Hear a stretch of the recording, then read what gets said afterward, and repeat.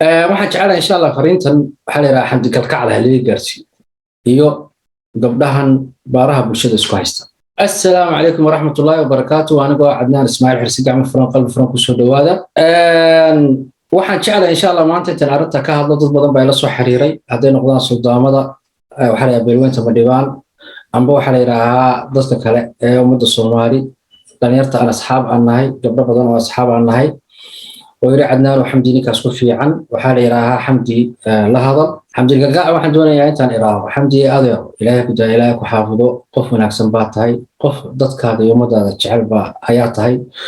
قف جعل إنه مقعين وتشرو باتهاي تاسو دون كل إكنهاي وحيوان كوتي أقار عنه وحان هاي وانكو أوغي وحا عدو باتهاي ضد المرأة مكو سفي عن مكو يقانا لكن أذير وحويان هدا أنك وحكي مقليسي wadadaadii waa ka leexatay waxaa la yiraahdaa hadafkaagu qofku markuu haleeyahay hadafkiisu waxa weeyaan inuu ummadiisa hore u sii wado ma aha inuu dib u soo noqdo haddaan qof kastaba oo ila caytamo amba qof kastaba oo committee soo qoro aan soo jawaabo maba soconaydii xaggaas ba ku mashquul ahaanay marka xamdi waxaan oran lahaa xamdiyey adeero ilaahay ku daayo haddaad tala naga qaadanaysid haddaa cizi iyo sharaf noo haysid waxaan kaa codsanaynaa maanta laga bilowba cid alla caytantaana ma jirto cid waxaa la yidhaahaa aflagaadisana ma jirto qofka community ku soo qora si aayaro wanaagsan loo u saar oo sheekada xaggaa ku dhamay oo hore u soco waxaa timi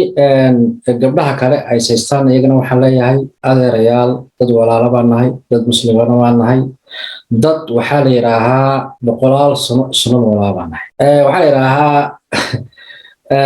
dad baa aan la yaaba yiraahdo cadnaan waan la caayay cadnaan waan la baabinaya adigu waana caay jirteen waana maaga jirteen anuu aan yaabsanahay 5 milyan oo qof oo xamdi ka baranaya anagu nagu baxnaa oo la seexanay la soo toosnaba 24 saacadood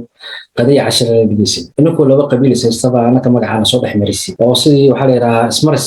kaarka maartay marka bankiga tigis waana meesha kaar maraysa Soomaa amba dukaan marka qabilis hadda qabiil kale la caayo qofkii ma awoodi karo qabiilkii intuu caaye anaga waa inuu soo maraa marka waxa weeyaan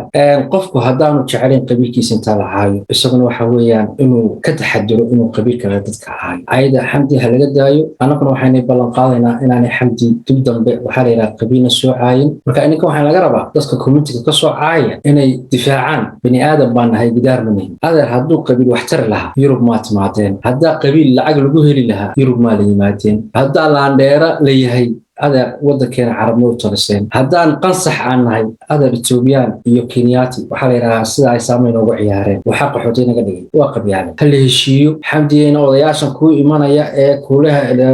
waan dhexgelina waxaa la yiraahdaa koogalo haddii kale aanaba ku imanay maanta wallahi ma dagaalamin aniga adiga dagaalamin xamdiye